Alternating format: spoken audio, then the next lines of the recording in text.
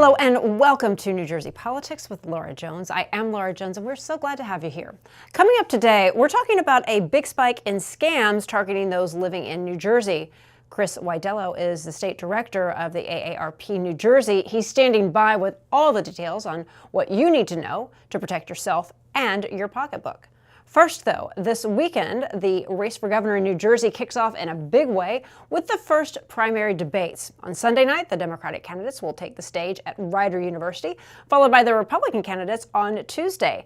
I'm honored to be moderating both the debates hosted by the New Jersey Globe on New Jersey and Rider University. Joining me now is the organizer and one of the panelists for the debate, David Wildstein, editor of the New Jersey Globe. David, good to see you. Welcome to the show. Thank you. Thank you. We're all looking forward to what's coming up. It's going to be a lot of fun. Oh, it is. So Sunday's Democratic debate, this is going to be the first real introduction to many of these candidates for voters outside of the New Jersey political world. Like insiders, we know their names, but again, it's the first time a lot of people are going to see them on the stage. So first and foremost, let's go over the names of our viewers so we know the players. Let's start on the Democratic side. All right, so we have I'll try to do it alphabetically so I don't get in trouble. Okay. But Raz Baraka, mayor of Newark, Steve Fulop, mayor of Jersey City, Congressman Josh Gottheimer, Congresswoman Mikey Sherrill, Sean Spiller, former mayor of Montclair and the president of the New Jersey Education Association, and former Senate President Steve Sweeney. I mean, it's a formidable field of six candidates, all with a viable path, some stronger than others, but all with a path of winning that primary. Yeah. So let's talk about how important this moment is for them to define themselves and their vision for the state. And what dynamics are you expecting to see on that stage? Yeah, well, first of all, it's becoming harder and harder in the absence of a vibrant local print media. The Star Ledger's last newspaper is Sunday morning, February 2nd, and then they're gone. They will no longer be the largest newspaper in New Jersey. Is finished. And it's becoming increasingly more difficult for candidates to become well known. There was an Emerson poll last week that showed these candidates all within 6 points of each other, almost the margin of error.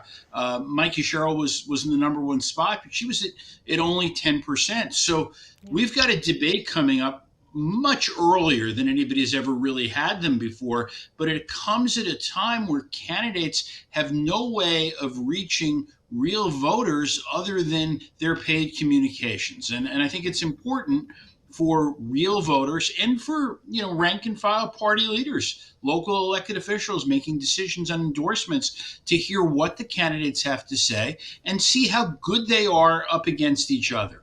There are a lot of things that we'll all be watching for, but one is that I think is maybe at the top of the list is who attacks who.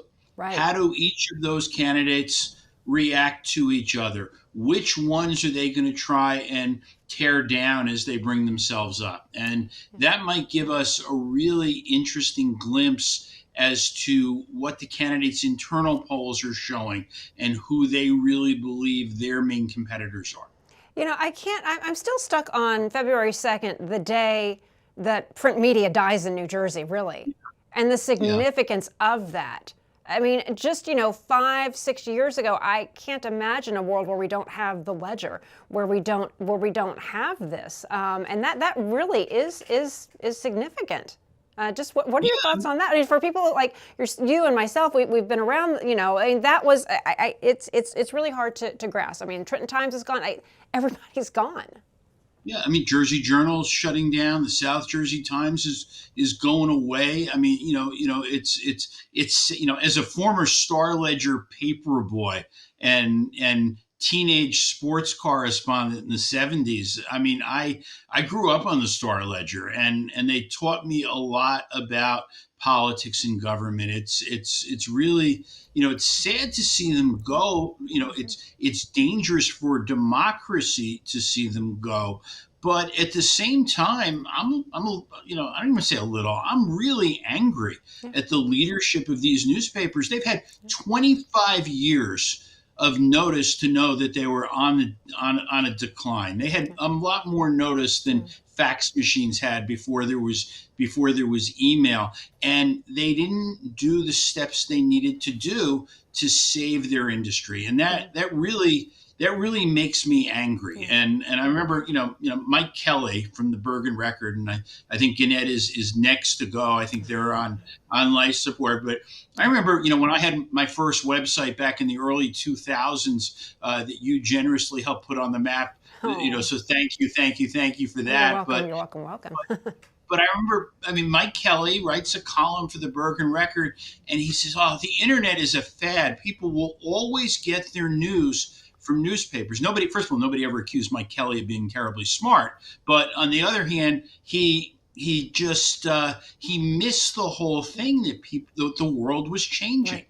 Yeah. And now what you've got is it's becoming increasingly difficult for somebody who's running for public office to be known. So Yeah. voters need to make decisions with less information than they've ever had. I mean, that's why it's so important. Things like Right. On New Jersey doing a morning Yeah. news show and bringing local news, because this is it. I mean, Right. we are now what's left Yeah. of the media. Yeah.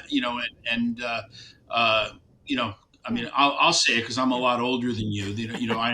I am reluctantly, now among the older and senior journalists. But I mean, you've been doing this a long Yeah. time, and you've been changing. You haven't relied upon the It's old changed. structure. The old structure is dead Yeah. now, and among the many things I'm concerned about is how will voters know that it's election day on a primary day, and how will they know who to vote for in the absence of the role of money in these campaigns. So the debate Yeah. gives us all a great opportunity to see this, and it'll be, first of all, different than in the old days, because these, this is on demand. If you're not around on Sunday night or Tuesday night to watch, this debate's going to live on our sites Right. in perpetuity. People can watch it at their own convenience. But I think you'll see an integration of old and new, Right. because now candidates are going to take clips from these debates, and they're going to put them out on their website, on social media, on their digital ads, and use those clips as a way of building a relationship with voters. Yeah. So, what kind of messaging do you expect from the candidates? Do you think there are particular issues that are going to dominate the discussion? Do they have those sound bites planned in their minds with the intent of, this is what I hope will go viral, this is going to be what sounds good on my social media post? What do you think?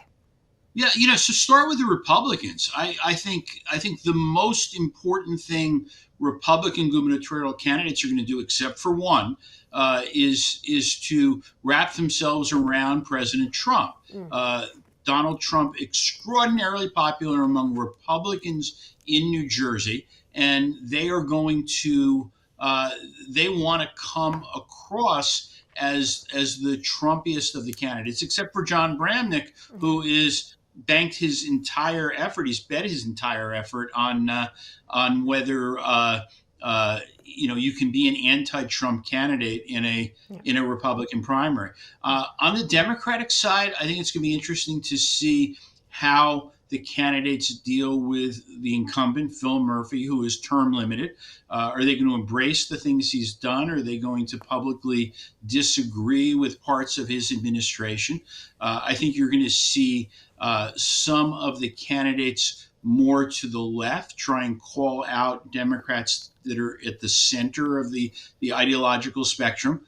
I think you're going to see Raz Baraka try and change the electorate by engaging voters of color and try and get low propensity voters to participate. I think he'll talk a lot about social justice issues and issues of equity and parity.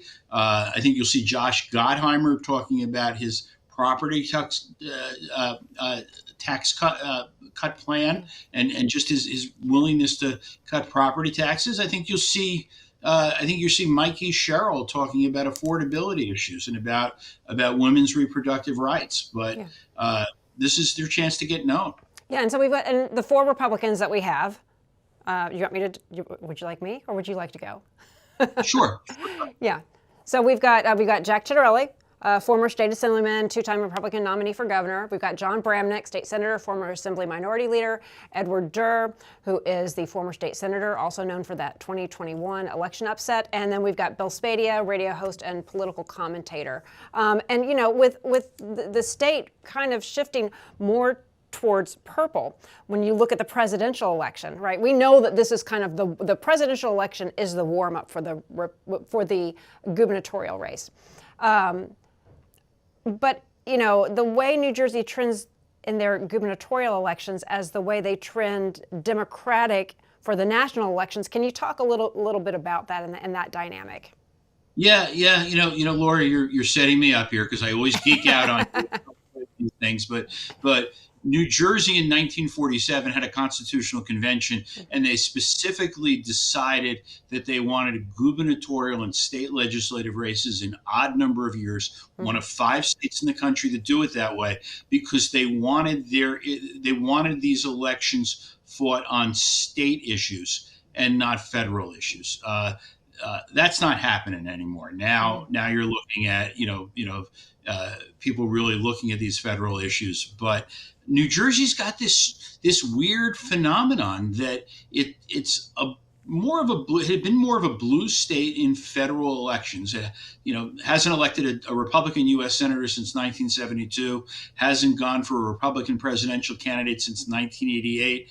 But in the last 14 gubernatorial elections, Democrats have won 7 and Republicans have won 7. Right. And what that means is that independent voters in New Jersey and some Democrats, they sort of like having a Republican governor, and they like having that mix. And it rarely happens that a party will win 3 gubernatorial elections in a row.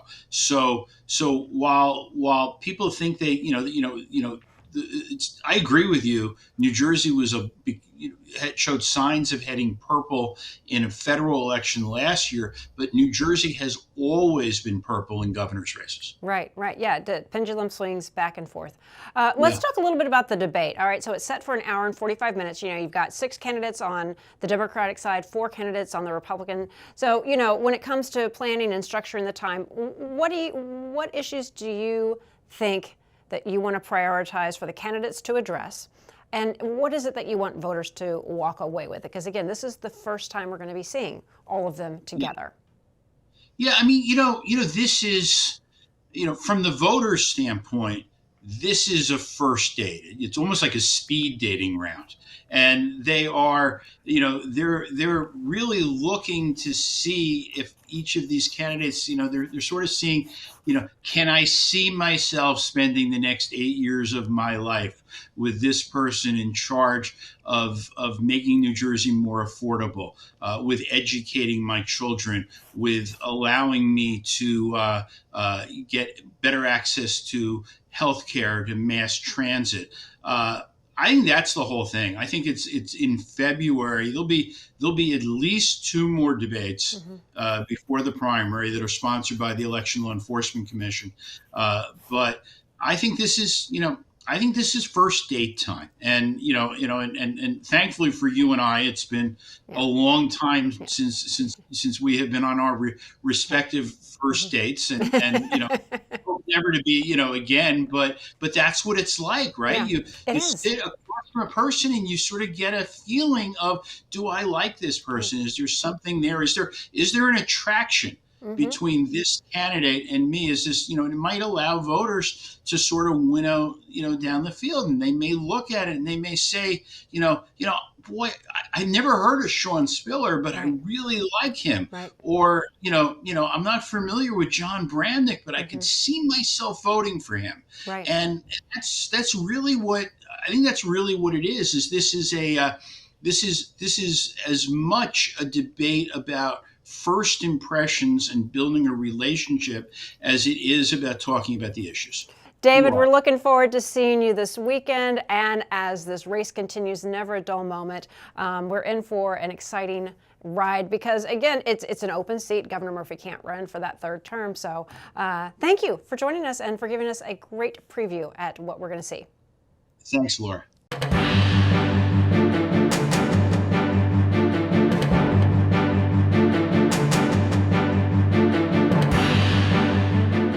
Over the last few months, we've seen a sharp rise in scams aimed at New Jersey residents, with predators pretending to be from toll agencies to pilfer personal and financial details. Joining us now is Chris Widelo, State Director of AARP New Jersey. Chris, thank you for being with us. Good to see you. Thanks for having me, Laura. Good to see you as well. Can you explain what this, it's not phishing, it's called smishing, SMS, smishing. What is it and how is it being used in these toll scams? Sure. So we've seen a significant uptick in using text to perpetrate scams. You will likely get an alert saying that you owe something. In this case, that you have an unpaid toll. So the assumption is you maybe went through the toll gates and didn't pay, or your transponder didn't register the transaction. And there's usually a link, and a lot of people are clicking on that link, and it is a fraudulent text, and their money is gone. Right? They're paying this toll. It's usually a reasonable amount where you're not too right. We're not talking hundreds of dollars, but usually a small amount. But nonetheless, that adds up, and so it's just another way that these criminals who are fraudsters are targeting people across the state. Yeah, and you don't think so much about it coming through as a text. So are there any signs that we need to be looking for that will give us a red flag as to this isn't necessarily a toll agency? Yeah, and that's it. And they're imposter scams, right? They're meant to look authentic. They may use they steal the logo, or they use language to make you think it's right. In New Jersey, we're pretty familiar with Easy Pass, and it feels official. So you say, oh, maybe this happened. I think in many cases, unfortunately, the burden is on us to be proactive.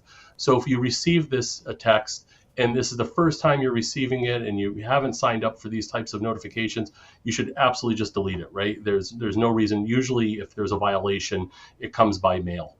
The next thing you can do is log into your toll account if you are a customer and of Easy Pass or whatever the agency is, and see if there is a some type of toll owed. But typically, it isn't collected via text. Why would they have your phone number? That should be the first question that you ask yourself. Why would they have my phone number to text me? Okay, all right. So that's the big red flag, is these things normally don't come through text. But again, it's easy to think, well, maybe they are starting to move to text. And if you've fallen victim to a scam because you're not thinking, don't realize, what steps do they need to take to protect themselves? Sure. I think if you have any type of recourse, usually they don't choose traditional transactions. They're not asking for, a credit card or, right. They're trying to use methods that would be not traceable. So a lot of times it's not recourse through the normal, safeguards that are in place with banks or through a credit card. But I think the other piece is to, treat this as a crime, because it is. And you could file a police report or let your tolling agency know that you've fallen victim to this type of scam, and you can also report it on the Attorney General's website. We have a resource at AARP called the Fraud Watch Network, and you can get some advice in given your situation as to what you can do and what your recourse may or may not be. But also, it's a good sympathetic ear to. Because this is, there are victims in these crimes, and sometimes it can be a considerable amount of money.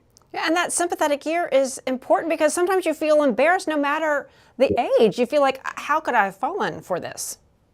Right. And we wouldn't, if the person came up to us and mugged us, we wouldn't, right, we'd have a much different reaction. But often, because it's perpetrated through text or through, online, we say, oh, how do people fall for this? This doesn't make sense. Like, oh, you got to be, savvy. But this is a crime. They're preying on our fears. They're preying on our wanting to do the right thing. And so folks will often, respond to these, these phishing scams. Only to find out that they are, in fact, a scam. Yeah, so you have the Fraud Watch Network.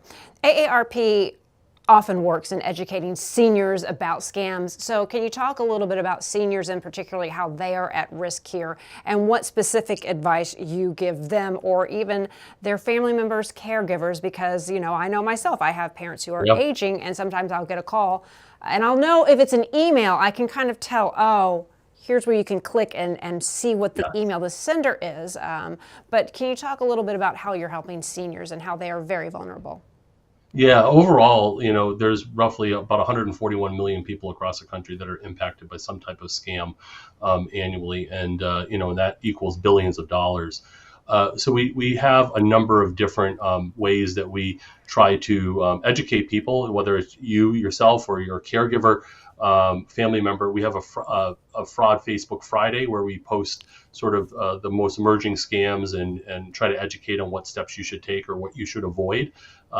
We have an annual fraud summit that we hold here in New Jersey, and we're already starting the planning for this fall rather, to bring together some of the top experts from across the state and across the country to help educate people, help stay one step ahead really. And one of the best things that I think that we offer is we have a speakers bureau, which are trained experts that can go out to different community groups and educate them on fraud and scams. And it's a free service that we will go out to most any group and do. And I wanted to mention that our Fraud Watch Network website at aarp.org/fraudwatchnetwork is free. It's open to members, non-members. You don't have to be connected to AARP, but it's really great information and counseling that we will provide for people that may be a victim or want to get more information before they become a victim. Yeah, there's a lot of good information on AARP's website. Do you have a few bullet points, though, particularly with these tools that you can give people, like a short sheet list of what you need to watch out for and what to do? Yes, I think anytime information is being pushed out to you, right, so you're receiving it without asking for it, you should be concerned. Even it could be legitimate, you don't know, but it's better to be careful. So the first thing is if you did not ask for this information and it's coming to you, you should treat it as being suspicious, and you should be proactive and reach out to the tolling agency or the credit card or the entity that is saying that they need something from you. Most reputable companies are not using text or email to process a transaction. Right, it's done either through the website where you're going to it, you're logging in, where it's secure, not through providing information via text, via email, or even the phone in some cases. Mm-hmm. So I think that is really the big key, is that if you're saying, why did I receive this? This is different. I'm not used to receiving this, that you go proactively and check to make sure that it is legitimate. If you get a phone call, hang up the phone, call that company, say you do have a bank account with a certain institution, call them and say, are you trying to contact me regarding whatever that is? And that way, you're in control of the process. That's good advice. Just don't take the phone call, or I'm going to need to call you back, and end it there. Right. Or go look in old-fashioned snail mail too, to look to see if they really do have something that is owed. Absolutely. And if you have a loved one, a family member, kind of like just a sounding board, somebody, don't hesitate to reach out to them to say, does this sound right? Should I respond to this? Because sometimes it's good to have consult with somebody, even if it's just a friend or a family member, just to make sure that before you do something. And the other key is, they often want to do things through gift cards or electronic transfer. Cryptocurrency is becoming a big thing. Want you to buy some cryptocurrency to complete this transaction. That is a red flag all the time. So, if it just doesn't sound right, there's nothing wrong with pausing and being proactive or checking in with somebody to make sure that it is legitimate. Yeah, so trust those gut instincts for sure. Now, you mentioned that you had a group on social media where people can go on Fridays to take a look at what's, to commiserate, I guess, and to see what's happening. Sure. I invite folks to check out our Facebook page. It's Facebook/AARP NJ. And every Friday we post a different tip or something that people should be aware of to keep them on their toes, because these frauds, these criminal activities evolve very quickly. quickly. So we want to try to push out the most relevant information so people can protect themselves. Yeah, and finally, how can people report these scams? And can you talk about the importance of reporting it? You know, you figure out, okay, this is a scam, but I'm not going to do anything about it. I caught it for myself. But how important is it in stopping and shutting down these criminals? Because this is criminal behavior, a very lucrative criminal behavior. It certainly is. And I think often people are embarrassed. They say, I can't believe I fell victim to this, right? I should have been, more aware, and right. But that's not the case. You were a victim of a crime, all right? Just because it was done over the internet or through text doesn't make it any less of a crime. So I think it's always a good idea to reach out to your police station, let them know that you were a victim so you have a report on file. I invite you folks to reach out to the Fraud Watch Network, aarp.org/Fraud Watch Network.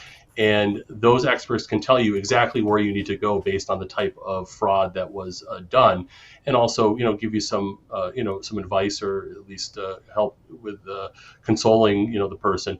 The Attorney General's office, they often have complaint forms for people that have been a victim of fraud. The type of fraud may also open up doors to different other areas, whether it's done through the mail or it's done online. So really, I invite people to check out our resources because we can help direct people in the right direction. Yeah, because you're not overreacting, no matter what the monetary amount, you're not overreacting when you've been scammed. You're not. All right. Chris Widelo, New Jersey AARP, thank you so much for taking the time to talk to us. Thanks so much, Laura. And that will do it for today. I'm Laura Jones. Thanks so much for watching New Jersey Politics. We look forward to seeing you back here next time.